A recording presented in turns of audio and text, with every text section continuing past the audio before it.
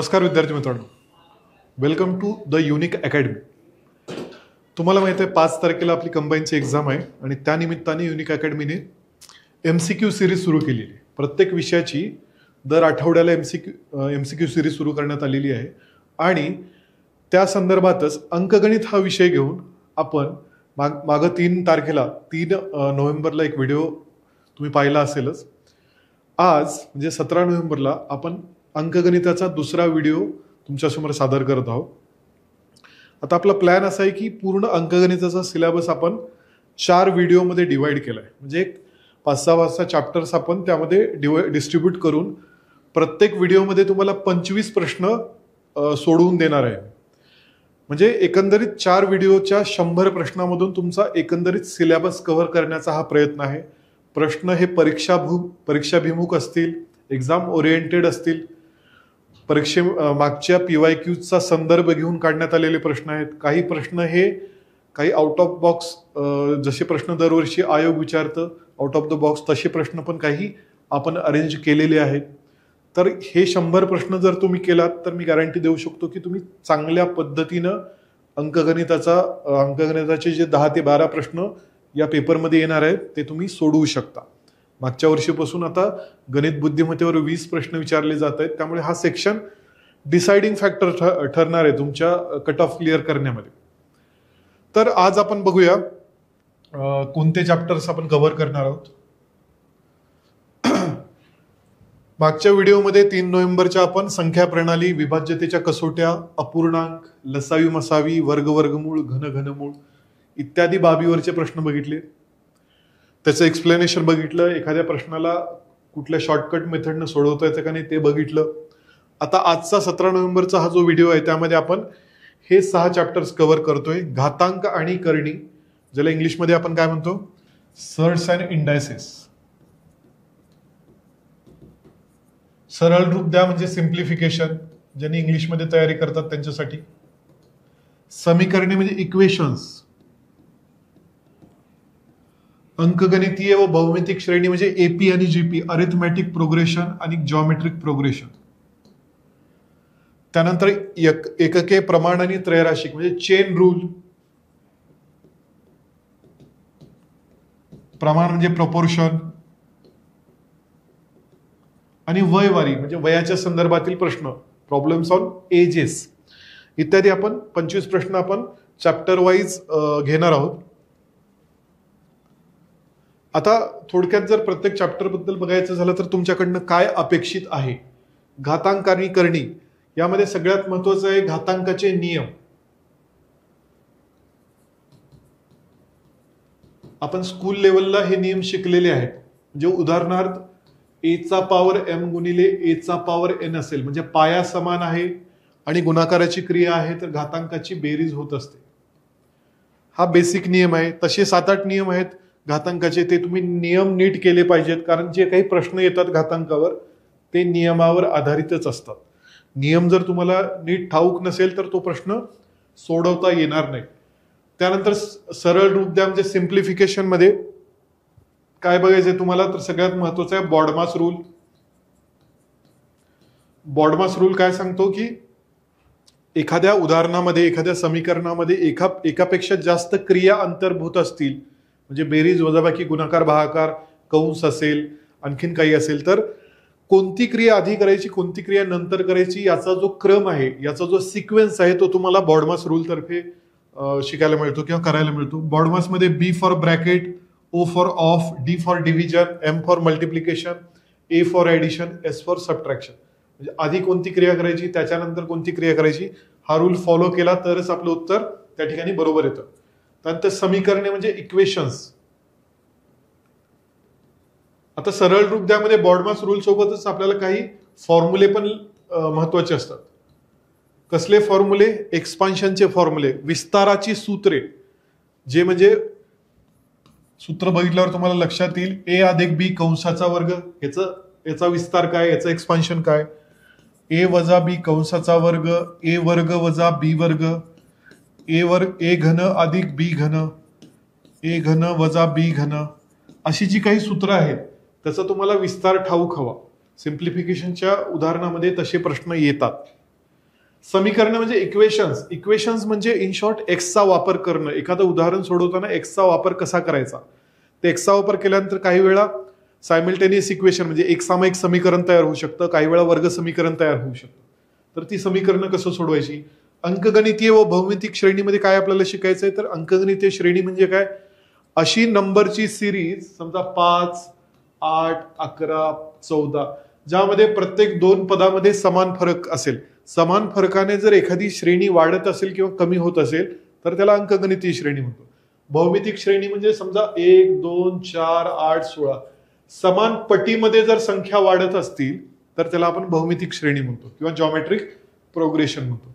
त्यानंतर एकके म्हणजे युनिट्स, म्हणजे युनिट्सचं कन्व्हर्जन, किलोग्रामचं ग्रॅममध्ये, मिलीमीटरचं सेंटीमीटरमध्ये, सेंटीमीटरचं मीटर किंवा किलोमीटरमध्ये, हे जे कन्व्हर्जन्स आहेत तर त्याच्यावर प्रश्न येऊ शकतो. 4 वर्षात एखादी वेळेस ते विचारू शकतात. प्रमाण म्हणजे प्रपोर्शन. प्रमाण हे समप्रमाण असतं किंवा व्यस्त प्रमाण असतं.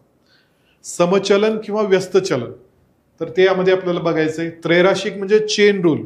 10 रुपयाला 50 गोष्टी तर 70 रुपयाला किती गोष्टी, हे जी मांडणी करणं म्हणतात त्याला म्हणतात त्रैराशिक किंवा चेन रूल. आणि शेवटी वयवारी. वयवारी हा एक लोकप्रिय चॅप्टर आहे. एमपीएससी किंवा कंबाईनच्या एक्झाम मध्ये बऱ्याचदा याच्यावरचे प्रश्न येऊ शकतात. तर आता आपण डायरेक्ट सुरू करूया पहिल्या प्रश्नाला. पहिला चॅप्टर असेल आपला घातांकाचा. तर घातांकाचं मी म्हटल्याप्रमाणे घातांकाचे नियम आपल्याला ठाऊक असायला हवेत. घातांक म्हणजे काय, 5चा घातांक जेव्हा 5 म्हणतो मी, याचा अर्थ 5चा किती वेळेस गुणाकार असतो, 5 वेळेस गुणाकार असतो. ठीक आहे. तर घातांकाची ही साधी सिंपल कन्सेप्ट आहे. यामध्ये हा पाया असतो, हा घातांक असतो. आता 12,762चा घातांक 945, याच्या उत्तरात एकक स्थानी कोणता अंक येईल. आता हा प्रश्न नीट वाचा. मी मागच्या व्हिडिओमध्ये पण म्हणलं होतं, जर तुम्हाला उदाहरणं सोडवायची असतील तर इथेच पॉज करा, हे उदाहरण सोडवा आणि त्यानंतर तुमचं उत्तर क्रॉस चेक करा मी जे एक्सप्लेनेशन पुढे देणार आहे. त्यामुळे तुमची प्रॅक्टिस पण होईल आणि तुम्हाला काही शॉर्ट मेथड असतील तर त्या पण कळतील. आता इथं बघा, मी इथं 5चा घातांक 5 केलं म्हणजे 5चा 5 वेळेस गुणाकार स्वतःशी. हे आपण करू शकलो कारण काय, घातांक लहान होता. या ठिकाणी बघा संख्या पण मोठी आहे आणि घातांक पण मोठा आहे. पण त्यांनी तुम्हाला याचं उत्तर काढायला सांगितलेलं नाही. त्यांनी काय म्हणले की याच्या उत्तरात एकक स्थानी कोणता अंक येईल. एकक स्थानी कोणता अंक येईल म्हणले, पूर्ण उत्तर गरजेचं नाही, फक्त युनिट प्लेस एकक स्थान तुम्हाला इथं गरजेचं आहे. तर मला एक सांगा, ही मोठी संख्या आहे, यातल्या ह्या पुढच्या अंकांचं आपल्याला काही देणे घेणे का नाही. आपल्याला पूर्ण उत्तर काढायचं नाही, आपल्याला फक्त युनिट प्लेस पाहिजे. तर युनिट प्लेस आहे 9, युनिट प्लेस आहे 2 आणि त्याचा घातांक आहे 945. याचं जरी आपण एकक स्थान काढलं तरी आपल्याला उत्तर मिळणार आहे. आता बघूया. 2चा घातांक जेव्हा 1 असतो तेव्हा उत्तर येतं 2. 2चा घातांक 2 असतो तेव्हा उत्तर येतं 4. 2चा घन असतो 8. 2चा चौथा घात असतो 16. 2चा 5वा घात असतो 32. म्हणजे बघा दुप्पट दुप्पट होत जाते. 2चा 6वा घात 64. 2चा 7वा घात 128. 2चा 8वा घात 256. हे का करतोय मी, कारण आपल्याला इथे पॅटर्न आयडेंटिफाय करावा लागेल. इथे बघा आता युनिट प्लेस पाहिजे फक्त आपल्याला, एकक स्थान 2, 4, 8, 6. 2, 4, 8, 6 म्हणजे युनिट प्लेस रिपीट होत जाणार आहे. एकक स्थानचा अंक रिपीट होत जाणार आहे. दर 4 घातांकानंतर एकक स्थानचा अंक रिपीट व्हायला. मग घातांक बघा 4च्या पटीत जेव्हा असतो तेव्हा युनिट प्लेस किंवा एकक स्थान 6 आहे. 2चा घातांक 4 असेल तर एकक स्थानी 6 आहे. 2चा घातांक 8 असेल तर एकक स्थानी 6 आहे. 2चा घातांक समजा मी 40 घेतला तरी एकक स्थानी किती येणार आहे, 6च येणार आहे. त्यामुळे आपल्याला 2चा घातांक 945 बघायचा आहे. त्याच्या आधीचा अशी संख्या सांगा मला जी 4च्या पटीतली आहे. तर 2चा घातांक जेव्हा 944 असेल तेव्हा एकक स्थानी 6च येणार आहे या नियमानुसार, कारण 944 ही 4च्या पटीतली संख्या आहे. त्यामुळे 2चा घातांक जेव्हा मी 945 करतो त्यावेळेस आपल्याला एक पद पुढे जायचं. बघा 6 नंतर परत काय येणार आहे, एकक स्थानी 2 येणार आहे. त्यामुळे तुमचं उत्तर काय येईल, या दिलेल्या संख्येच्या एकक स्थानी 2 ही संख्या किंवा 2 हा अंक येणार आहे. आता दुसरा प्रश्न बघा. जर वर्गमुळात 3चा 5वा घात गुणिले 9चा वर्ग बरोबर 3चा घातांक n गुणिले 3 वर्गमुळात 3, तर n बरोबर किती. तर इथं आपल्याला n ची किंमत काढायची आहे. डावी बाजू बघा, उजवी बाजू बघा, सगळीकडे 3 दिसते तुम्हाला. त्यामुळे आपण हे उदाहरण 3च्या घातांकाच्या स्वरूपात जर आणलं तर आपल्याला याचं उत्तर मिळेल. आता वर्गमुळात 3ला कसं लिहिता येईल? 3चा घातांक 1/2. वर्गमुळाचं चिन्ह काढलं तर त्याचा घातांक 1/2 होत असतो. त्याचा घातांक 5 गुणिले 9चा वर्ग बरोबर 3चा घातांक n गुणिले 3. हे वर्गमुळात 3ला परत 3चा घातांक 1/2 लिहू शकतो. मग हा काय होईल? 3चा घातांक 5/2. 5 आणि 1/2चा गुणाकार 5/2. 9ला आपण 3चा वर्ग लिहू शकतो आणि त्याचा वर्ग बरोबर 3चा घातांक n गुणिले 3 गुणिले 3चा घातांक 1/2. बघा आता काय होईल? 3चा घातांक 5/2 गुणिले 3चा घातांक 4 बरोबर 3चा घातांक n गुणिले 3 गुणिले 3चा घातांक 1/2. आता मला n ची व्हॅल्यू जर काढायची आहे तर हे सगळं मी डावीकडे नेईन. 3चा घातांक 5/2 गुणिले 3चा घातांक 4 भागिले 3चा घातांक, इथं काही नाही म्हणजे याला घातांक 1 असतो, गुणिले 3चा घातांक 1/2. आता घातांकाचा नियम काय सांगतो?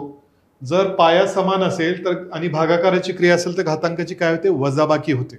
आता बघा इथे कसं होईल. हे 3चा घातांक 5/2 होतं आणि खाली भागाकारात 3चा घातांक 1/2 आहे, त्यामुळे घातांकाची इथं वजाबाकी होईल. गुणिले इथं 3चा घातांक 4 आहे आणि हे भागाकारात 3चा घातांक 1 आहे, त्यामुळं घातांकाची वजाबाकी होते बरोबर 3चा घातांक n. सो 3चा घातांक 5/2 मधून 1/2 गेलं 4/2. 4/2 म्हणजेच 2 गुणिले 3चा घातांक 4 मधून 1 गेलं 3. पाया समान आहे, गुणाकाराची क्रिया आहे म्हणजे घातांकाची बेरीज होईल. म्हणजे 3चा घातांक 5 बरोबर 3चा घातांक n. दोन्ही बाजूची तुलना करा, पाया समान आहे म्हणून घातांक पण समान, म्हणून n ची किंमत किती आली? 5. पर्याय क्रमांक 4. n is equal to 5. पर्याय क्रमांक 4. तिसरं उदाहरण बघा. 6चा घातांक 3.5 गुणिले 42चा वर्ग गुणिले 84चा घातांक 2.5 भागिले 2चा घातांक 2.5 गुणिले 7चा घातांक 3.5 बरोबर 42चा घातांक x. तर x ची किंमत काय? अशा उदाहरणात काय करायचं? उजवी बाजू बघा, जिथं x लिहिलेलं आहे ती बाजू, त्याचा पाया बघा 42 आहे. डावी बाजू पण आपण या पायाच्या स्वरूपातच आणूया, मग आपल्याला त्याची तुलना करणं सोपं जाईल. आता हेच मी रिअरेंज बघा कसं करतोय. मला 6 आणि 7चा गुणाकार केला तर 42 येते हे माहित आहे, त्यामुळे मला पाया जर 42 करायचा आहे तर यांना मी सोबत लिहितो. 6चा घातांक 3.5 गुणिले 7चा घातांक 3.5. पुढची ही संख्या जशीच्या तशी लिहितो, गुणिले 42चा वर्ग गुणिले 84चा घातांक 2.5 भागिले 2चा घातांक 2.5 बरोबर 42चा घातांक x. काही नाही केलं मी, डावीकडची बाजू फक्त थोडी रिअरेंज केलेली आहे. आता इथं बघा, पाया वेगळा आहे परंतु घातांक समान आहे. अशा वेळी काय होतं? पायाचा गुणाकार होतो आणि घातांक त्यांना सेम राहतो. अशा वेळी पायाचा गुणाकार होतो आणि घातांक सेम राहतो. गुणिले 42चा वर्ग. इथं पण बघा घातांक समान आहे परंतु पाया मात्र वेगळे आहेत. इथं मग पायाचा काय होईल? भागाकार होईल आणि घातांक जो आहे तो सेम. म्हणून म्हणतो मी घातांकाचे नियम नीट करा, तुम्हाला ही उदाहरणं फार सोपी वाटतील. 42चा घातांक 3.5 गुणिले 42चा वर्ग गुणिले 84 भागिले 2 अगेन 42 येईल चा घातांक 2.5 बरोबर 42चा घातांक x. आता डाव्या बाजूला तिन्ही गोष्टी गुणाकारात आहेत, पाया समान आहे, घातांकाची बेरीज होईल. 42चा घातांक 3.5 अधिक 2 अधिक 2.5 बरोबर 42चा घातांक x. So final answer will be 3.5 आणि 2.5 6 होईल आणि 2 8 म्हणजे 42चा घातांक 8 बरोबर 42चा घातांक x. दोन्हीकडचे पाया समान आहेत म्हणून घातांक समान होतील. सो x ची किंमत किती आली? 8. x ची किंमत 8 पर्याय दिसत नाही म्हणजे पर्याय क्रमांक 4 यापैकी नाही. पर्याय क्रमांक 4. प्रश्न 4. खालीलपैकी सर्वात मोठी संख्या कोणती? आता पर्यायाकडे बघा, प्रत्येक पर्यायामध्ये घातांक वजा आहे, घातांक निगेटिव्ह आहे. आता निगेटिव्ह घातांकाचा एक रूल आहे, a चा घातांक -m असेल तर त्याला पॉझिटिव्ह करण्यासाठी एचा घातांक 1/a m होतं. म्हणजे अंशाची आणि छेदाची अदलाबदल केली तर निगेटिव्ह असलेला घातांक पॉझिटिव्ह होतो. मग 1/2 -6 आहे, तर अंशाची आणि छेदाची अदलाबदल केली तर हा घातांक पॉझिटिव्ह होईल. म्हणजे 2 वरती जाईल, 1 खालती येईल, म्हणजे 2/6 होईल. 2/6 म्हणजे किती? बेदुनी 4, 4 दुनी 8, 8 दुनी 16, 16 दुनी 32, 32 दुनी 64. म्हणजे या पहिल्या पर्यायाची किंमत आली 64. दुसऱ्या पर्यायाची किंमत येईल, जर मी छेद अंशाच्या ठिकाणी घेतला तर घातांक पॉझिटिव्ह होईल, 4 परत 64. तिसऱ्या पर्यायामध्ये बघा, छेद अंशाच्या जागी घेतला तर घातांक पॉझिटिव्ह झाला, 3/4, 3 त्रिक 9, 9 त्रिक 27, 27 त्रिक 81. आणि या ठिकाणी 6चा वर्ग होईल 36. आता आपण सांगू शकतो की कोणती संख्या मोठी आहे, कोणती संख्या लहान आहे. तर सर्वात मोठी संख्या कोणती येईल? 81. म्हणजेच पर्याय क्रमांक 3 हा सर्वात मोठा आहे. ओके, प्रश्न क्रमांक 5 परत एकदा लहान मोठेपणाच विचारलेला आहे. 2/60, 3/48, 4/36 आणि 6/24 यापैकी सर्वात मोठी संख्या कोणती? आता बघा, या सगळ्या चारही व्हॅल्यू ज्या आहेत, 2/60, 3/48, 4/36, 6/24 यांचा तोंडी तर आपण यांच्या व्हॅल्यू सांगू शकत नाही. 2चा 60 वेळेस गुणाकार कसं करत बसणार आपण? ते प्रॅक्टिकल नाही. 3/48 वेळा गुणाकार करणं हे पॉसिबल नाहीये. आपल्याला एका मिनिटामध्ये उत्तर शोधायचं असतं. तर हे आकडे बघा, 60, 48, 36 आणि 24. दुसरी एक सांगायची गोष्ट की तुलना आपण तेव्हाच करू शकतो समजा 7/27 आणि 7/38 या दोन संख्यामध्ये कोणती संख्या मोठी आहे आणि कोणती संख्या लहान आहे हे आपण सांगू शकतो. कारण पाया समान आहे, घातांक ज्याचा मोठा ती संख्या मोठी. दुसरं उदाहरण 9/93 आणि 11/93 या ठिकाणी पण आपण लहान मोठेपणा सांगू शकतो. कसं सांगू शकतो? पाया वेगळा असला तरी घातांक समान आहे. घातांक समान असेल तर ज्याचा पाया मोठा ती संख्या मोठी. परंतु जर मी असं दिलं तुम्हाला 17/23 आणि 23 समजा 12, इथे पाया पण वेगळा आहे, घातांक पण वेगळा आहे. इथं आपण तोंडी सांगू शकत नाही. मग लहान मोठेपणा ठरवण्यासाठी एकतर पाया समान करता आला पाहिजे किंवा घातांक समान करता आला. तर या ठिकाणी पाया समान करणं अवघड आहे, परंतु घातांक आपण एक समान करू शकतो. कसं करू शकतो बघा, 60, 48, 36 आणि 24 ह्या चार संख्येकडे बघितलं तर त्यांचा आपण मसावी सांगू शकतो. HCF मसावी, आपण मसावीची कन्सेप्ट बघितली. मसावी म्हणजे अशी संख्या जिने 60ला पण भाग जाईल, 48ला पण जाईल, 36ला पण जाईल आणि 24ला पण जाईल. अशी मोठ्यात मोठी संख्या आपण शोधून काढू. तर मोठ्यात मोठी संख्या ती कोणती येईल? 12. 12 हा 60, 48, 36 आणि 24चा मसावी आहे. मग कसं लिहिता येईल? 60ला 12 गुणिले 5, 48ला 12 गुणिले 4, 36ला 12 गुणिले 3 आणि 24ला 12 गुणिले 2. आता बघा, याच संख्या मी कसं लिहितो? 2/5 त्याचा घातांक 12. घातांकाच्या नियमानुसार मी असं करू शकतो. 12 पंचे 60च होणार आहे. मी व्हॅल्यू काही चेंज करत नाहीये. फक्त मी हा 12 आकडा बाहेर ठेवतोय, बाकीचे आकडे मध्ये घेतो. तसंच 4/3 त्याचा घातांक 12, 6/2 त्याचा घातांक 12. आता 2/5 म्हणजे 32 असतं, 32चा घातांक 12, 3/4 म्हणजे 81 असतं, 81चा घातांक 12, 4चा क्यूब म्हणजे 4 चोक 16, 16 चोक 64 त्याचा घातांक 12 आणि 6चा वर्ग म्हणजे 36चा घातांक 12. आता या त्याच संख्या आहेत. हे बघा, प्रश्नातल्या संख्या म्हणजेच या संख्या आहेत. परंतु आपण आता इथे कम्पेअर करू शकतो, कारण चारही संख्याचा घातांक समान आहे.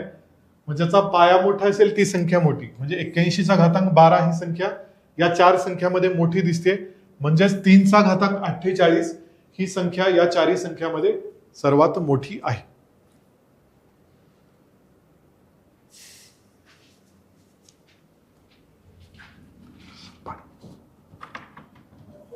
पाणी पिणे.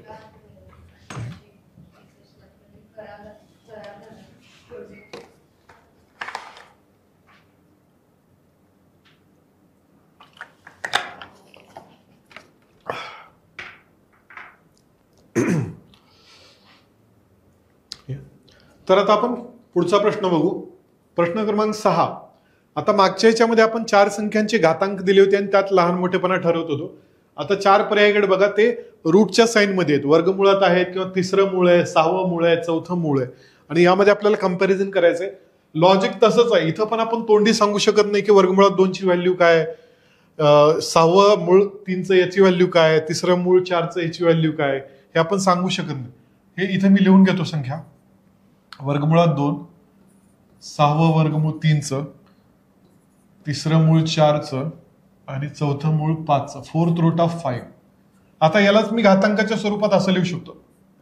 2चा घातांक 1/2, 3चा घातांक 1/6, 4चा घातांक 1/3, 5चा घातांक 1/4. आता या केसमध्ये मसावी नाही लसावी बघायचा.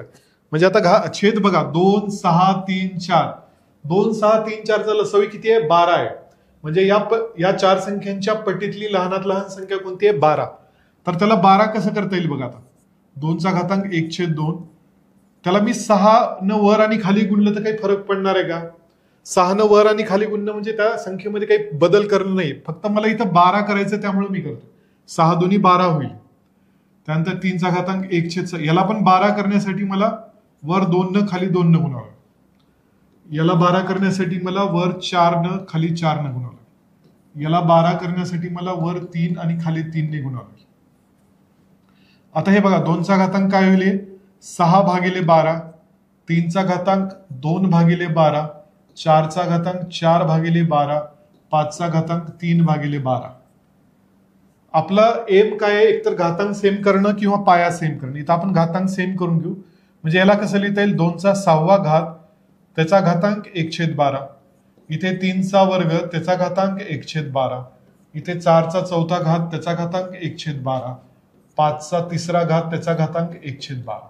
घातांक आता चारही संख्यांचा सेम झाला.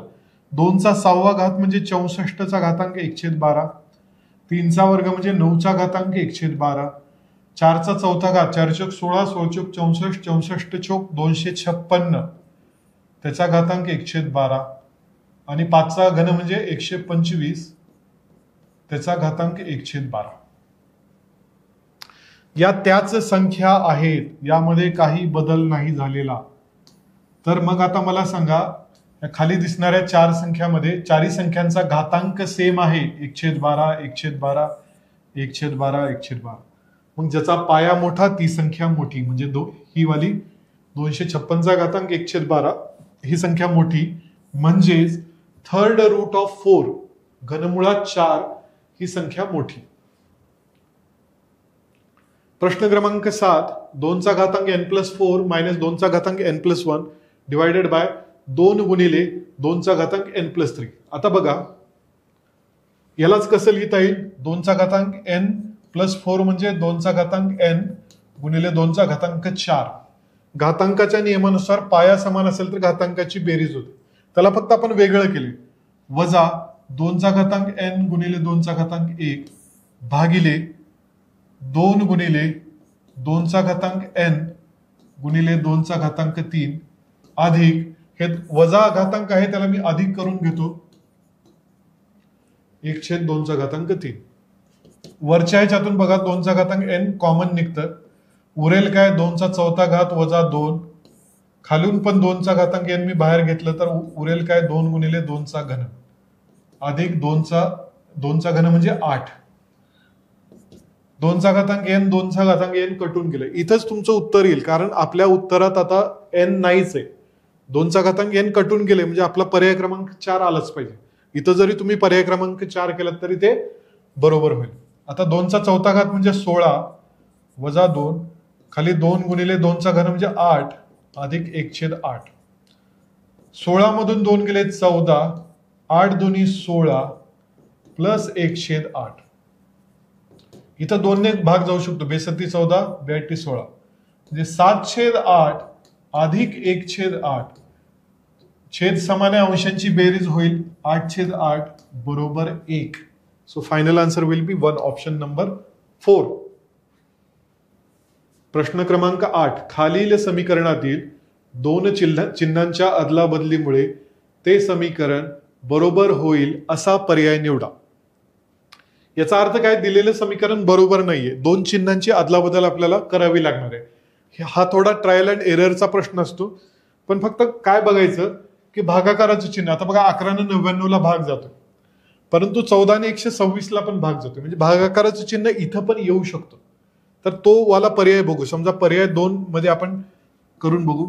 126 वजाच्या जागी भागाकाराचं चिन्ह ठेवायचे, भागिले 14 गुणिले 13 अधिक 99, आणि भागाकाराच्या जागी कोणतं, वजाचं चिन्ह, वजा 11 बरोबर 205. येते का बघूया आपण. डावी बाजू बरोबर उजवी बाजू झाली पाहिजे. 14 ने 126 ला भागातला तर 9चा भाग बसतो. 9 गुणिले 13 अधिक 99 वजा 11 बरोबर 205. 13 117 अधिक 99 वजा 11 बरोबर 205.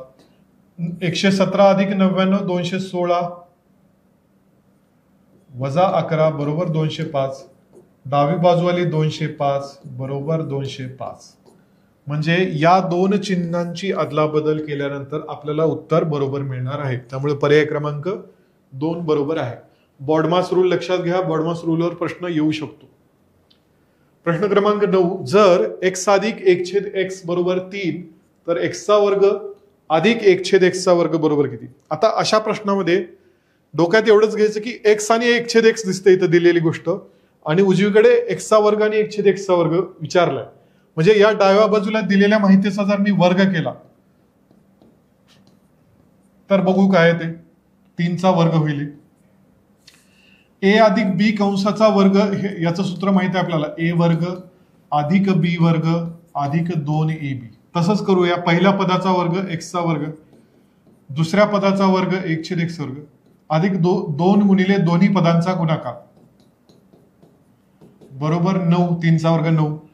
तर x चा वर्ग अधिक 1/x चा वर्ग अधिक हे x कटून गेलं, उरलं 2 बरोबर 9. तर x चा वर्ग अधिक 1/x चा वर्ग बरोबर, हे 2 इकडं बेरजेतलं इकडं वजा होईल, 9 मधून 2 गेले 7. त्यामुळं पर्याय क्रमांक 4 x वर्ग अधिक 1/x वर्ग बरोबर 7. 247 गुणिले 247 अधिक 247 गुणिले 243 अधिक 243 गुणिले 2. अशी उदाहरणं म्हणजे विस्ताराची सूत्रांचा इथं वापर होणार. कसा होणार ते सांगतो तो. आता बघा, दिलेल्या उदाहरणात फक्त 2च संख्या दिसत आहेत. दिलेल्या उदाहरणात 2च संख्या दिसत आहेत. कोणती, एक 247 एक 243. समजा मी 247 ला ए लिहिलं आणि 243 ला बी लिहिलं, तर हे वरचं उदाहरण कसं होईल बघा. 247 गुणिले 247 बरोबर ए चा वर्ग होईल. 247 गुणिले 243 बरोबर ए बी होईल. 243 गुणिले 243 म्हणजे बी चा वर्ग होईल, भागिले 247 चा गुणाकार 3 वेळेस आहे म्हणजे ए चा घन होईल ते, वजा 243 चा 3 वेळेस गुणाकार आहे म्हणजे बी चा घन होईल. म्हणजे दिलेलं उदाहरण या स्वरूपात येईल आपलं. तर ए वर्ग अधिक ए बी अधिक बी वर्ग. आता ए घन वजा बी घनचा विस्तार माहित पाहिजे आपल्याला. त्याचा विस्तार आहे ए वजा बी एका कंसात आणि दुसऱ्या कंसात ए वर्ग अधिक ए बी अधिक बी वर्ग. हा वरचा कंस आणि हा कंस कटून जाईल, उरेल काय, फक्त 1 भागिले ए वजा बी. परंतु ए म्हणजे काय आहे, ए म्हणजे 247 आहे आणि बी म्हणजे 243 आहे. 247 मधून 243 गेले, 4 राहिले, म्हणजे उत्तर काय येईल, 1/4. मला वाटतं इथं पर्यायामध्ये 1 लिहायचं राहिलं असणार आहे. पर्याय क्रमांक 2 येईल, 1/4. अशा उदाहरणामध्ये एकच गोष्ट लक्षात घ्यायची, ती म्हणजे विस्ताराचं सूत्र. कोणत्या सूत्रामध्ये, म्हणजे आता ही मोठी कॅल्क्युलेशन्स आहेत, ही मोठी कॅल्क्युलेशन आपल्याला मॅन्युअली करणं अपेक्षितच नसतं. आपल्याला अर्ध्या 1 मिनिटामध्ये जर उदाहरण सॉल्व्ह करायचंय तर हे कोणत्या सूत्रात बसतं एवढंच लक्षात घ्यायचं.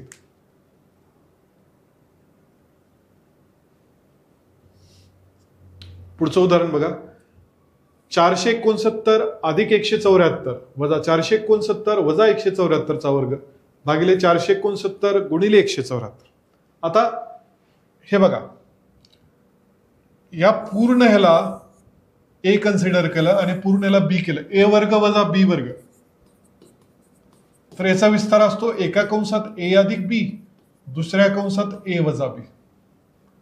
मग या पूर्ण कंसाला मी ए म्हणलं, पूर्ण कंसाला बी म्हणलं, तर त्याचा विस्तार काय येईल? ए अधिक बी म्हणजे 469 अधिक 174, हे ए झालं. अधिक बी म्हणजे अधिक 469 वजा 174, हे झालं ए अधिक बी.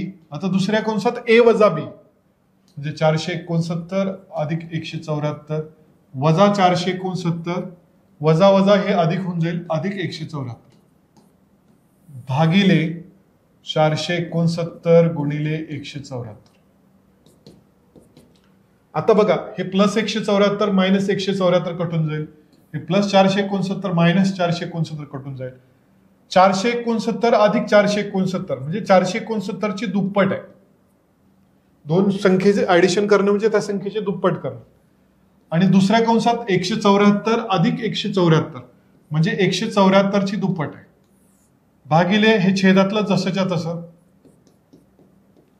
हे 469 कटून जाईल, हे 174 कटून जाईल, उरले काय? 2 गुणिले 2 म्हणजेच 4. पर्याय क्रमांक 2 आन्सर येईल. पर्याय क्रमांक 2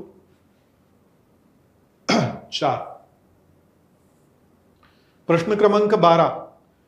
पी क्यू आर हे भिन्न अंक असून R is not equal to 0 जर पी क्यू गुणिले 3 बरोबर आर क्यू क्यू. बघा, पी क्यू गुणिले 3 बरोबर आर क्यू क्यू.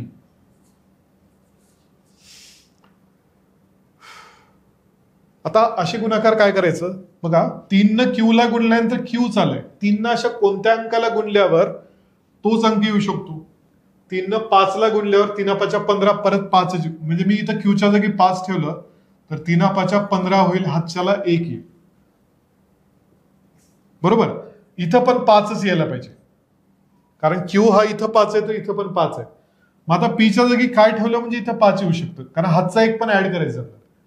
म्हणजे पीच्या जागी समजा मी 8 ठेवलं तर 3 8 24, 24 आणि 1 25. म्हणजे पीच्या जागी 8 ठेवलं, क्यूच्या जागी 5 ठेवलं तर मला हे गुणाकार पूर्णतः बरोबर येतोय. म्हणजे 85 गुणिले 3 बरोबर 255. तर सॅटिस्फाय करणारे आकडे कोणते आहेत? पी बरोबर 8, क्यू बरोबर 5 आणि आर ची किंमत किती आली? 2. आणि विचारलंय आपल्याला पी अधिक आर भागिले क्यू. पीच्या जागी किती ठेवायचंय? 8, आरच्या जागी 2 भागिले क्यू म्हणजे भागिले 5. 8 आणि 2 10 भागिले 5 म्हणजे फायनल आन्सर येईल 5 2 10. Final answer will be 2. Option number 2. पर्याय क्रमांक 2. हे असे पझल टाइप क्वेश्चन येऊ शकतात.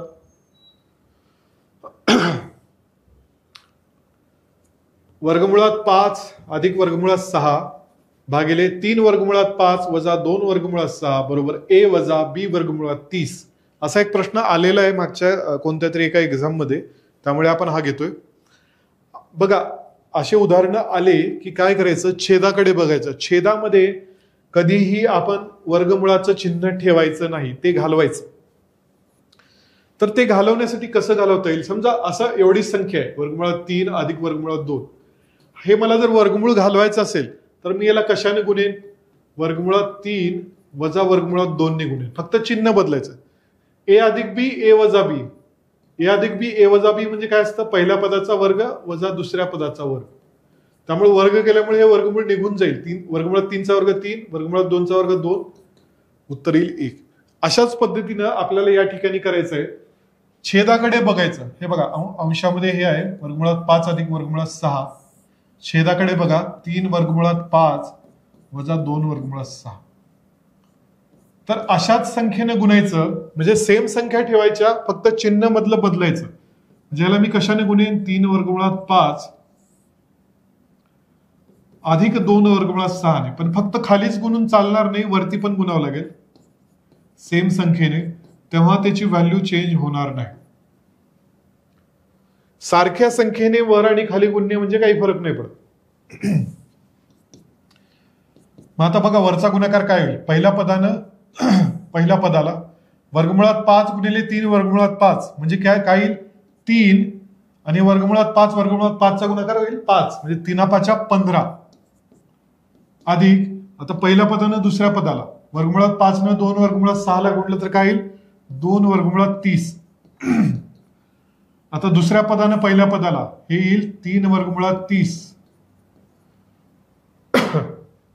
आणि दुसऱ्या पदानं दुसऱ्या पदाला वर्गमुळात 6 गुणिले 2 वर्गमुळात 6 हे येईल 2 आणि हे 6 बेसख 12 भागिले इथं येईल पहिल्या पदाचा वर्ग वजा दुसऱ्या पदाचा वर्ग.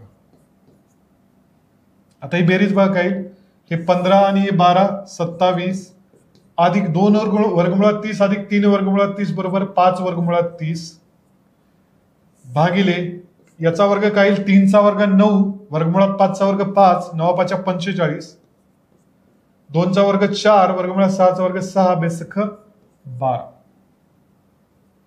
सॉरी 4 सख 24 सॉरी 2 चा वर्ग 4 वर्गमुळात 6 चा वर्ग 6 म्हणजे 4 सख 24.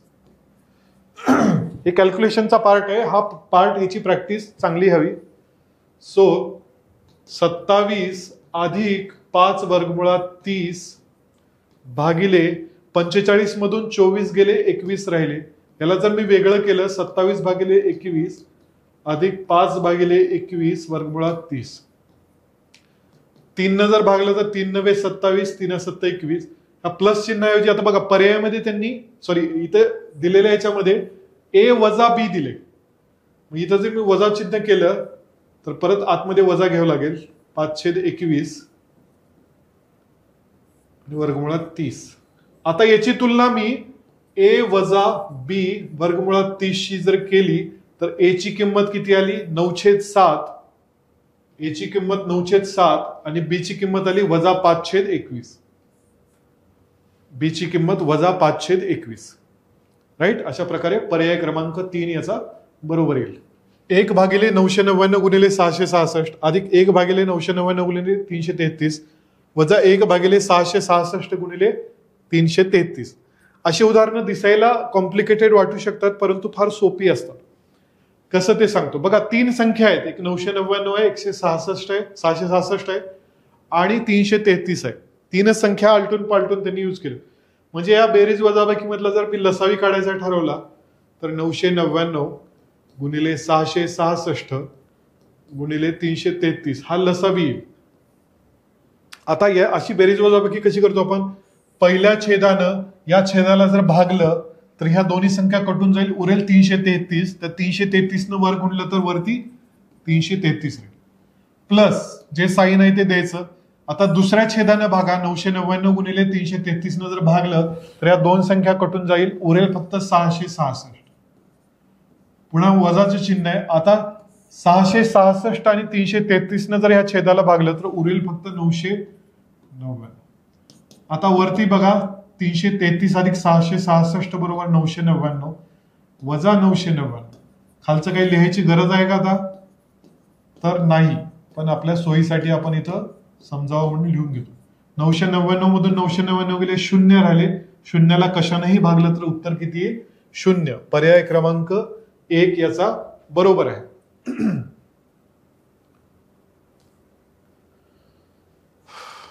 एक्स हा असा धनपूर्णांक आहे की 7x अधिक 96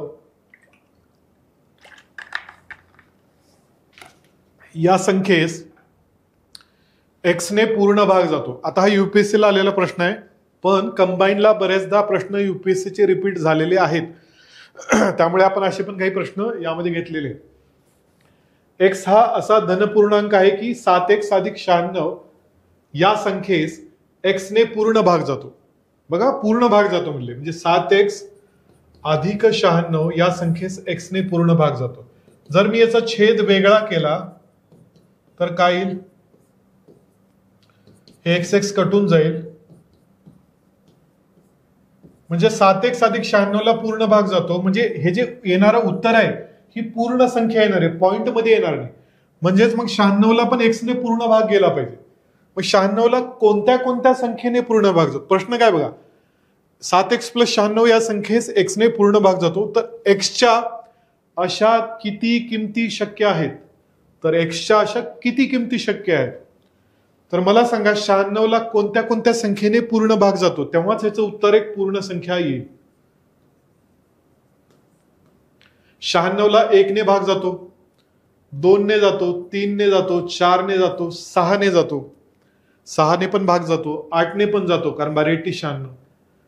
त्यानंतर 12 ने जातो, 12 × 96, 16 सख्ख 96, बरोबर, 24 चोक 96, 32 त्रिक 96, 48 दुनी 96, 96 एक 96. म्हणजे एक्सच्या जागी एवढ्या किमती पॉसिबल आहेत. 1 2 3 4 5 6 7 8 9 10 11 12. एक्सच्या अशा किती किमती शक्य आहेत? तर 12 किमती शक्य आहेत. कारण एक्स हा धनपूर्णांक म्हटलं, आपल्याला अशाच संख्या घ्यायच्या ज्या धन आहेत आणि पूर्णांक आहेत, म्हणजे इंटिजर्स आहेत. त्यामुळे एक्सच्या 12 किमती शक्य आहेत. आपण आता इक्वेशन्स कडे आलोय. इक्वेशन्स म्हणजे समीकरण तयार करणं. एका बहुपर्यायी प्रश्नपत्रिकेत एकूण 90 प्रश्न आहेत. एक ऑब्जेक्टिव्ह टाईप एक्झाम आहे, त्यामध्ये क्वेश्चन पेपर आहे, त्यामध्ये 90 प्रश्न आहेत. अचूक उत्तराला 5 गुण मिळतात, चुकीच्या उत्तरासाठी 2 गुण मायनस होतात, निगेटिव्ह मार्किंग. सर्व प्रश्न सोडवल्यानंतर एका विद्यार्थ्याला 387 गुण मिळाले, तर त्याचे किती प्रश्न चुकले? आपल्या एक्झाम सारखंच आहे. बरोबर प्रश्नाला 5 मार्क देता येत, ते चुकीच्या प्रश्नाचे 2 मार्क कट होतात. बघा, एकूण प्रश्न 90 आहेत. इक्वेशन कसं बनवायचं लक्ष द्या. त्याने समजा अचूक सोडवलेत एक्स प्रश्न, तर चुकलेले किती असतील? मग 90 मधले एक्स त्यानं बरोबर सोडवलेत, तर चुकीचे असतील 90 मायनस एक्स. 10 प्रश्नातले 7 बरोबर सोडवले तर 3 चुकीचे असतील. 10 मधून 7 गेले, 3 राहिले. तसंच आहे, 90 मधले एक्स बरोबर सोडवले असतील तर 90 मायनस एक्स चुकीचे. बरोबर प्रश्नाला 5 मार्क मिळतात, म्हणजे त्याला बरोबर प्रश्नासाठी 5x एवढे मार्क मिळाले. चुकीचे प्रश्न त्याने 90 मायनस एक्स सोडवलेत, त्याच्यासाठी त्याचे 2 मार्क कट होतात प्रत्येक चुकीच्या प्रश्नासाठी. आणि यातला फरक म्हणजे बरोबरने मिळालेले मार्क मायनस निगेटिव्ह झालेले मार्क असे मिळून त्याला 387 मार्क्स मिळालेले आहेत. तर हे झालं तुमचं इक्वेशन तयार. सो 5x वजा 90 गुणिले 2 180 वजा वजा अधिक 2x बरोबर 387. 5x अधिक 2x 7x, हे वजा 180 तिकडं अधिक होईल. सो 7x बरोबर ही बेरीज करू, 7 8 आणि 8 16ला 6 हातच्याला 1 567. 7x बरोबर 567, तर x बरोबर 567 भागिले 7, 7 8 56, 7 1 7. एक्स काय धरलंय आपण? त्याने सोडवलेले अचूक प्रश्न, म्हणजे त्याने एकूण 90 पैकी 81 प्रश्न अचूक सोडवलेले. मग चुकले किती असतील त्याचे? 9 प्रश्न. चुकीचे प्रश्न किती आहेत? 9. Option number 1. चुकीचे त्याचे प्रश्न असतील 9. हा प्रश्न इतक्यांदा कंबाईनच्या वगैरे एक्झाम मध्ये आलेला आहे, म्हणजे 8 ते 10 वेळेस आलेला आहे मागच्या काही वर्षामध्ये. त्यामुळे अशा टाईपचे प्रश्न व्यवस्थित करा. आता आला तरी तुमचे मार्क त्यामध्ये गेले नाही पाहिजेत, कारण मेथड हीच आहे. बरोबर उत्तरासाठी म्हणजे एक्स प्रश्न बरोबर सोडवले असतील तर 5x मार्क, चुकीचे त्याचे प्रश्न आहेत 90 मायनस एक्स, त्यामुळे प्रत्येक प्रश्नाला 2 मार्क मायनस होतील, आणि असं करून त्याला टोटल 387 मार्क. इक्वेशन बनवता आलं म्हणजे तुमचं गणिताचं अर्ध्याच्या वर काम झालेलं. एका 2 अंकी संख्येतील अंकांची बेरीज 11 आहे. अंकांची अदलाबदल केल्यानंतर मूळ संख्या व नवीन संख्या यातील फरक 45 इतका मिळतो, तर त्या संख्येतील अंकांचा गुणाकार किती? प्रश्न नीट वाचा. एक 2 अंकी संख्या, समजा XY ही ती संख्या आहे, तर त्यातल्या अंकांची बेरीज त्यांनी किती म्हणली? 11 आहे. त्यामुळे x अधिक y बरोबर 11 हे तुमचं एक समीकरण झालं. आता त्या अंकांची अदलाबदल केली, म्हणजे XY ही संख्या YX अशी लिहिली, तर या 2 संख्यातला फरक त्यांनी दिलाय 45. परंतु हा फरक आपण असा घेऊ शकत नाही, XY वजा YX बरोबर 45 असा लिहिणं म्हणजे चूक आहे गणिताच्या दृष्टीने. कारण दोन व्हेरिएबल जेव्हा असे लिहिले जातात तेव्हा त्यामध्ये एक्स आणि वाय मध्ये गुणाकाराचं चिन्ह असतं. त्यामुळे एक्स वाय या संख्येला असं लिहू शकतो आपण. त्यांच्या म्हणजे समजा 57 ही संख्या कशी लिहितो आपण, 5 दशक स्थानी आहे म्हणून 5 गुणिले 10 आणि 7 एकक स्थानी आहे म्हणून 7.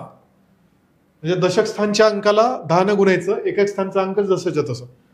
मग मूळ संख्या एक्स वाय म्हणजेच काय, कसं लिहिता येईल त्याला, 10x अधिक वाय आणि आदला बदल केल्यानंतर ती संख्या काय बनेल, 10y अधिक x आणि यातला फरक किती दिलाय त्यांनी, 45. तर हे इक्वेशन सॉल्व्ह करूया. 10x अधिक y वजा 10y वजा x बरोबर 45. सो 10x मधून x गेले 9x वजा 9y बरोबर 45. 9 जर मी कॉमन काढलं तर x वजा y बरोबर 9 न भाग घातला तर 9 45. दुसरं इक्वेशन आलं x वजा y बरोबर 5. आता हे दोन एकसामायिक समीकरण कसे सोडवायचे आपल्याला माहित आहे. इथं प्लस वाय इथं मायनस वाय, दोन्ही इक्वेशनची बेरीज करा. एक्स एक्स 2x होईल, वाय वाय कटून जाईल बरोबर 16, तर एक्स बरोबर 8 येईल. हे आपण पहिल्या समीकरणात ठेवलं तर वाय बरोबर 3 येईल, कारण एक्स आणि वाय ची बेरीज 11 आहे. एक्स 8 असेल तर वाय 3. मग ती संख्या जर एक्स वाय होती तर ती संख्या काय झाली, 83. म्हणजे आपल्याला ती संख्या मिळाली. पण प्रश्न काय लक्षात घ्या, तर त्या संख्येतील अंकांचा गुणाकार किती. आपल्याला संख्या मिळाली पण विचारले काय त्यांनी, त्या अंकांचा गुणाकार. एक्स आणि वायचा गुणाकार किती येईल, मग 8 गुणिले 3 बरोबर 24. ऑप्शन नंबर 4, पर्याय क्रमांक 4.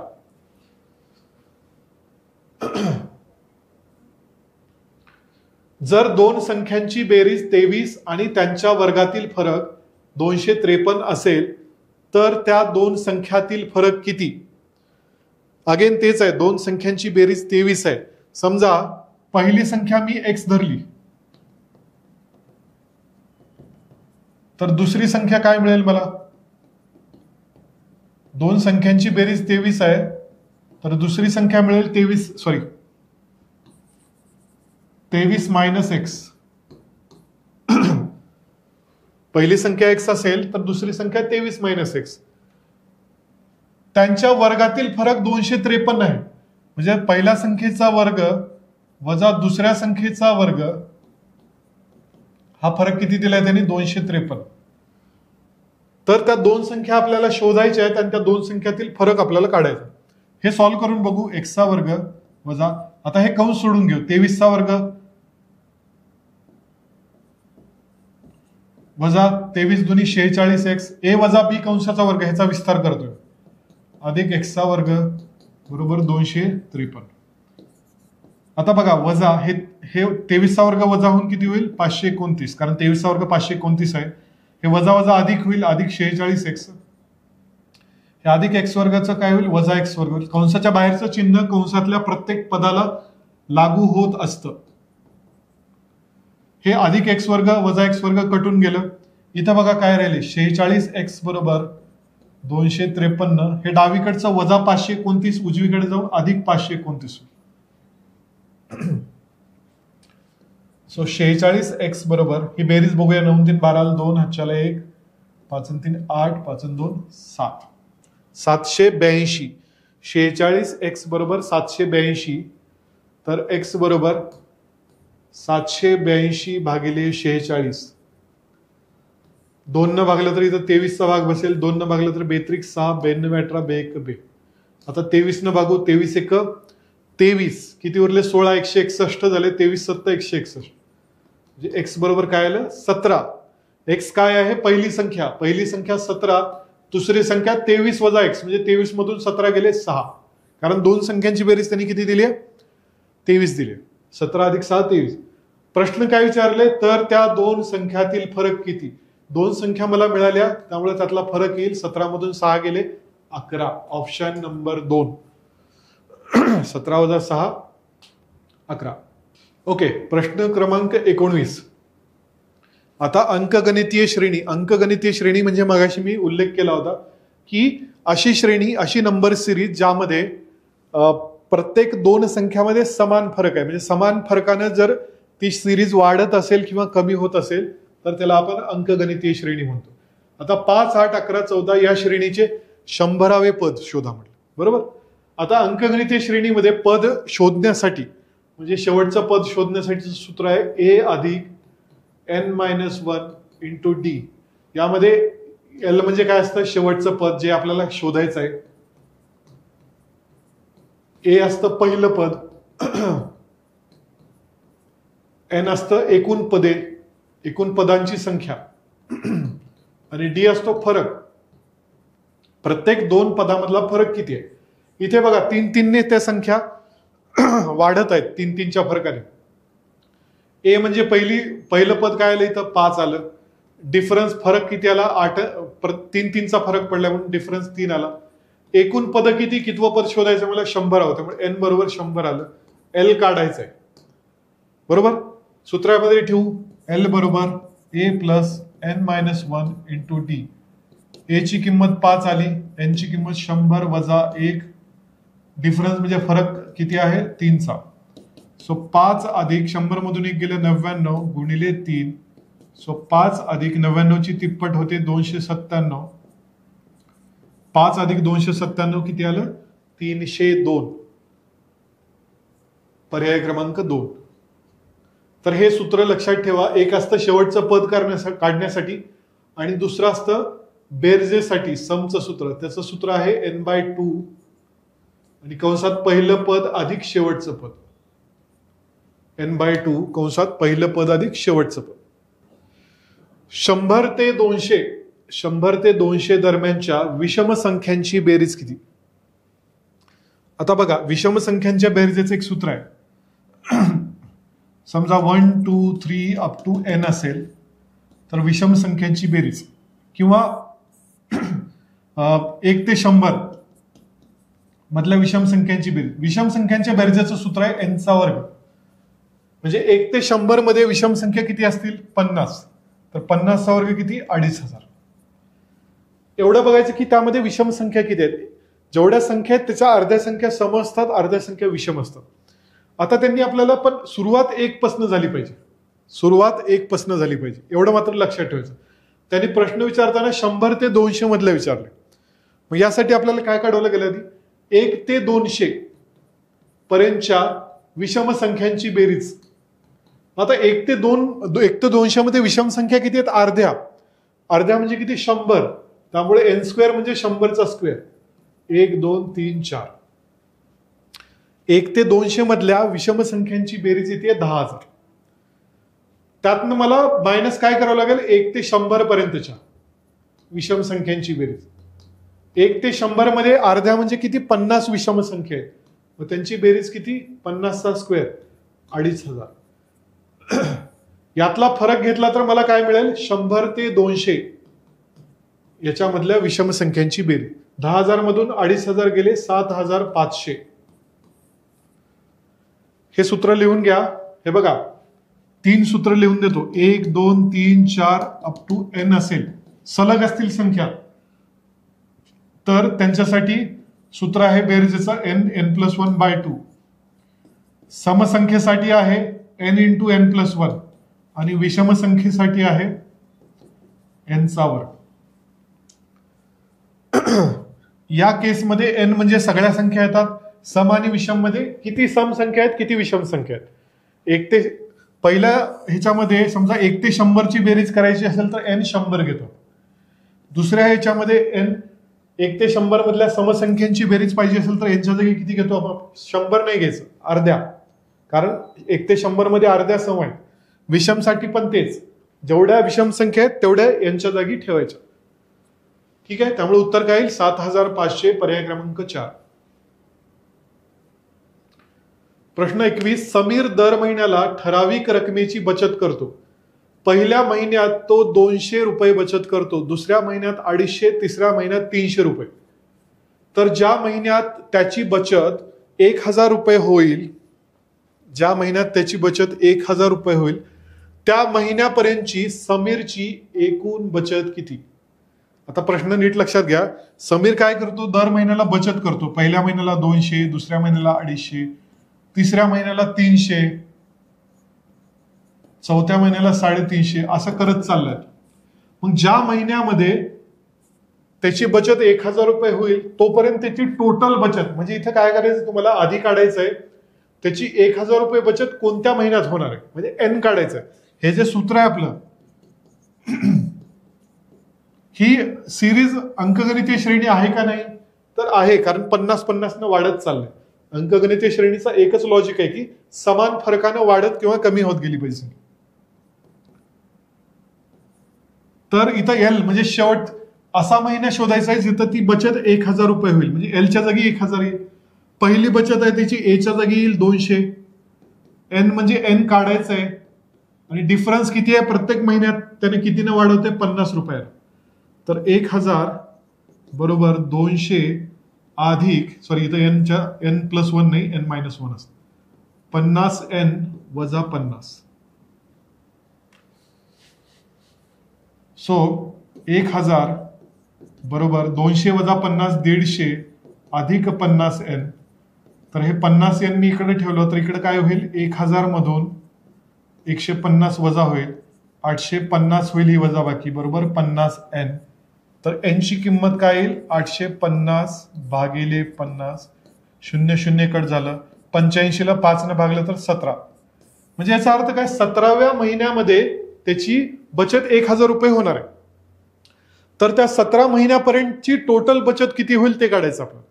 मग आता बेरजेचं सूत्र लावावं लागेल तुम्हाला. बेरजेचं सूत्र काय आता लिहून दिल्याप्रमाणे n/2 a + l, पहिलं पद अधिक शेवटचं पद. एन किती आले आत्ताच काढले आपण, 17 महिने भागिले 2. पहिली ए म्हणजे काय 200 आणि एल म्हणजे काय शेवटची बचत त्याची 1000. सो 17 भागिले 2, 200 अधिक 1000 म्हणजे 1200. 17 गुणिले ह्या 1200 ला 2 ने भागलं तर 600, 17 सक्क 102 आणि वर 2 शून्य, 10,200 रुपये म्हणजे पर्याय क्रमांक 1. ज्या महिन्यात त्याची बचत 1000 रुपये होईल त्या महिन्यापर्यंत त्याचं टोटल बचत किती होईल, 10,200 रुपये. आता थोडे वयवारीचे काही 1-2 उदाहरणं घेऊया आपण. 2002 साली ए चे वय बी च्या 1/3 होते. बघा 2002 साली ए चे वय बी च्या 1/3 होते. 2010 साली ए चे वय बी च्या अर्धे होते. तर ए चे जन्मवर्ष शोधा.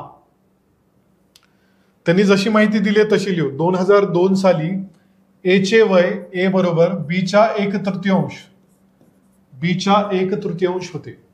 ठीक आहे. मग याला जर आपण सिम्प्लिफाय केलं तर काय, 3 इकडे गुणाकारात येईल, 3a बरोबर b. असं समजू की 2002 साली एचं वय ए होतं, बीचं वय बी होतं. आता 2010 साल म्हणजे आपण 8 वर्ष पुढे गेलो. मग त्यावेळेस एचं वय किती होईल, 8 वर्षांनी वाढेल. त्यावेळेस ए चे वय बी च्या अर्धे होते, पण बीचं पण वय 8 वर्षांनी वाढेल.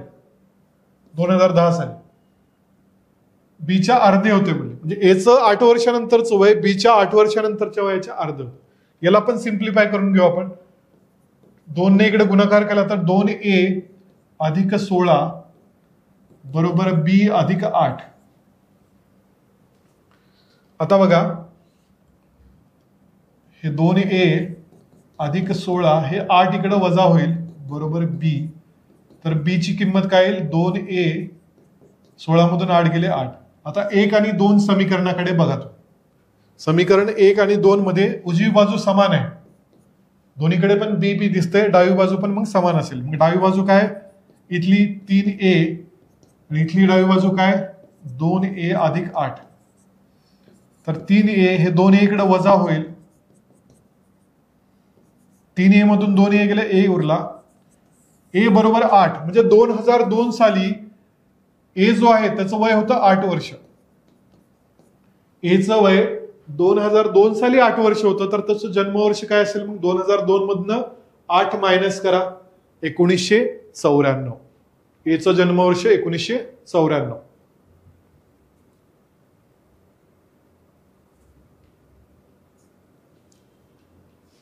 प्रश्न क्रमांक 23. दीपाचा जन्म तिच्या पालकांच्या लग्नानंतर 4 वर्षांनी झाला. तिच्याहून तिची आई 24 वर्षांनी मोठी आहे. वडील आईपेक्षा वयाने 3 वर्षांनी मोठे आहेत. दीपाचे आजचे वय 13 वर्ष आहे, तर दीपाच्या वडिलांनी वयाच्या कितव्या वर्षी लग्न केले? आता बघा, दीपाचं आजचं वय किती म्हणलंय? 13 वर्ष आहे. दीपाची आई, समजा एम फॉर मदर, दीपापेक्षा किती वर्षांनी मोठी आहे? 24 वर्षांनी मोठी आहे. पण दीपाचं वय तर 13 वर्ष आहे. दीपाच्या आईचं वय किती झालं? 24 अधिक 13 37 वर्ष. म्हणजे दीपाचं वर्ष 13 वर्ष, आईचं वय 37, आणि जे वडील आहेत समजा फादर, ते त्याच्या आईपेक्षा 3 वर्षांनी मोठे आहेत. म्हणजे 37 अधिक 3 म्हणजे फादरचं वय किती आहे? वडिलांचं वय 40 वर्ष. पण त्यांनी वडिलाचं वय विचारलंय का? नाही, त्यांनी वडिलाचं वय नाही विचारलं. त्यांनी विचारले की वडिलांनी कितव्या वर्षी लग्न केलं असेल. आता लक्षात घ्या, वडिलांचं वय 40 वर्ष आहे आणि दीपाचं वय 13 वर्ष आहे. म्हणजे दीपाचा जेव्हा जन्म झाला त्यावेळेस वडिलांचं वय काय? दीपाच्या जन्माच्या वेळी, दीपाच्या जन्माच्या वेळी वडिलांचे वय काय असेल? मग 40 मधून 13 गेले 27 वर्ष. पण हे दीपाच्या जन्माच्या वेळी झालं. दीपाचा जन्म तिच्या पालकाच्या लग्नानंतर 4 वर्षाने झाला. म्हणजे दीपाच्या जन्माच्या 4 वर्ष आधी त्यांच्या आई वडिलांचं लग्न झालं. दीपाच्या जन्माच्या वेळी जर ते 27 वर्षाचे असतील तर लग्न त्याच्या आधी 4 वर्ष, म्हणजे 27 मधून 4 गेले 23व्या वर्षी त्यांच्या वडिलांचं लग्न झालं. दीपाच्या वडिलांचं लग्न 23व्या वर्षी झालेलं आहे. Option number 2. प्रश्न वर्डिंग नुसार प्रश्नाची पद्धत बदलते, सोडवण्याची पद्धत चेंज होते, तेवढी लक्षात घ्यायची. Option number 2 is correct. पुढचा प्रश्न बघा, प्रश्न क्रमांक 24. एक्स आणि वाय व्यस्त चलनात आहेत. जेव्हा एक्स बरोबर 13 तेव्हा वाय बरोबर 9. जर वाय बरोबर 6 असेल तर एक्स बरोबर किती? आता व्यस्त चलनाचे आणि समचलनाचा फरक सांगतो तुम्हाला मी. समचलन आणि व्यस्त चलन. समचलनात कसं असतं? समजा 10 पेन 70 रुपयास, तर 30 पेन किती रुपयास? आणि मग हे शोधतो कसं आपण तिरकस गुणाकार करतो. म्हणजे 10 गुणिले एक्स बरोबर 70 गुणिले 30. सो एक्स बरोबर 70 गुणिले 30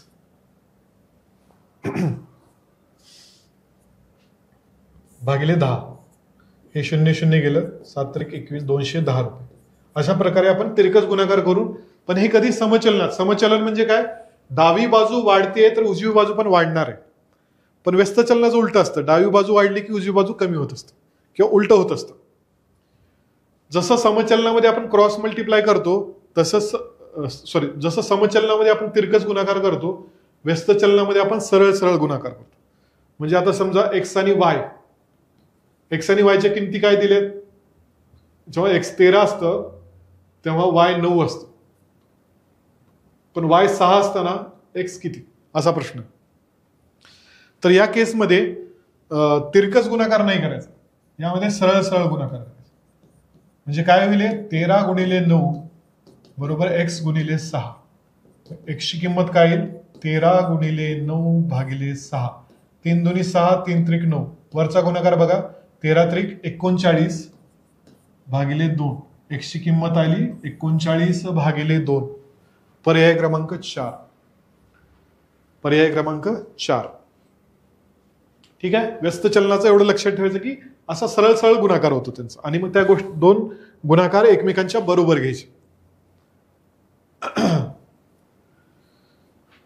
जर 5 विद्यार्थी 9 दिवसात 18 कविता पाठ करतात तर 66 कविता पाठ करण्यासाठी 15 विद्यार्थ्यांना किती दिवस लागतील? जर 5 विद्यार्थी 9 दिवसात 18 कविता पाठ करतात तर 66 कविता पाठ करण्यासाठी 15 विद्यार्थ्यांना किती दिवस? आता बघा, 5 विद्यार्थी 9 दिवसात 18 कविता पाठ करतात. मग एक विद्यार्थी एका दिवसात किती कविता पाठ करेल? हे कसं काढायचं? एकूण कविता भागिले एकूण विद्यार्थी गुणिले एकूण दिवस. हे काय मिळेल आपल्याला? एक विद्यार्थी एका दिवसात किती कविता पाठ करतो?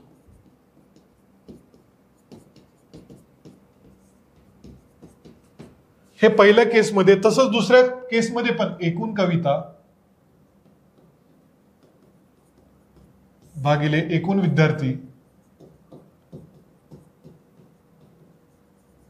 गुणिले एकूण दिवस, हे एकमेकांच्या बरोबर आले पाहिजेत. कारण ह्या दोन्हीचाही अर्थ तोच आहे. ह्या दोन्हीचा अर्थ काय? एक विद्यार्थी एका दिवसात किती कविता पाठ. तर एकूण कविता किती म्हणलं तिने? 18 कविता. किती विद्यार्थी? 5 विद्यार्थी. आणि किती दिवसात? 9 दिवसात. हे कशाच्या बरोबर येईल? दुसरीकडे पुढे काय दिले? एकूण कविता 66. एकूण विद्यार्थी पाठ करण्यासाठी 15 विद्यार्थ्यांना एकूण दिवस किती लागतील हेच तर काढायचं आहे आपल्याला. त्यामुळे ते दिवसाच्या जागी आपण एक्स ठेवूया. दिवसाच्या जागी एक्स ठेवू. हे बघा काय होईल आता. 9 दुनी 18 बरोबर. आता एक्स मी इथं तिरकस गुणाकारात घेतो बरोबर. हे एक्स आणि ह्या 2चा गुणाकार होईल. 2x बरोबर हे 5 पण इकडे गुणाकारात जाईल. 5 गुणिले 66 भागिले 15. हे 5 त्रिक 15. हे 3 न जर भाग घातला तर 3 दुनी 6 3 दुनी 6 म्हणजे 2x बरोबर 22. एक्स बरोबर 22 ला 2 न भागला तर 11. एकूण दिवस किती लागतील मग? 66 कविता पाठ करण्यासाठी 15 विद्यार्थ्यांना एकूण दिवस लागतील 11. एकूण दिवस 11. हे जे प्रमाणाची उदाहरणं आहेत अशी पण उदाहरणं येऊ शकतात. तर आज आपण हे 25 प्रश्न बघितलेले आहेत. 25 प्रश्नांचे चॅप्टर्स कुठले कुठले होते आपले? एक होता घातांक आणि करणी, सरळ रूप द्या सिम्प्लिफिकेशन, समीकरणे म्हणजे इक्वेशन्स, अंकगणितीय व भौमितिक श्रेणी म्हणजे अरिथमॅटिक प्रोग्रेशन, जॉमेट्रिक प्रोग्रेशन. आता प्रत्येक चॅप्टरवरचे काही आपल्याला सर्व टाईपचे इथं 25 प्रश्नामध्ये कव्हर होणार नाहीत, परंतु त्यातल्या त्यात महत्वाचे, त्यातल्या त्यात परीक्षेत जे एक्सपेक्टेड आहेत असे जे वारंवार येतात ज्याच्यावर, अशी प्रश्न आपण कव्हर करण्याचा प्रयत्न केलेला आहे. त्याच्या कन्सेप्ट नीट लक्ष देऊन तुम्ही मला वाटतंय बघितले असतील. त्यानंतर त्रैराशिक किंवा प्रमाण आणि वयवारी असे सगळे. आता यानंतर पुढचे जे 2 व्हिडिओ आहेत ते पण अत्यंत महत्वाचे आहेत. 1 डिसेंबरला रविवारी हे पुढचे 6 चॅप्टर बघा. सरासरी, शेकडेवारी, नफा तोटा, गुणोत्तर प्रमाण, भागीदारी आणि सांख्यिकी हे अत्यंत महत्वाचे चॅप्टर्स आहेत. याच्यावर दरवर्षी प्रश्न असतात. तर तुमच्यासाठी 15 दिवस 15-20 दिवस जे काही आहेत 1 तारखेपर्यंतचे, तर त्या दिवसामध्ये या चॅप्टर्सचा अभ्यास करा. म्हणजे तुम्हाला हे प्रश्न व्हिडिओमध्ये तुम्हाला स्वतःहून सोडवता येतील. नाही आले तर आपण त्याचं एक्सप्लेनेशन व्यवस्थित देणारच आहोत. तर कमेंट्समध्ये तुमचे काही प्रश्न असतील तर मांडा. या व्हिडिओबद्दल काय वाटतंय सांगा. काही आणखीन इम्प्रूव्हमेंट करायची असेल तर ते पण चालेल. तर तुमच्या वेळेसाठी धन्यवाद.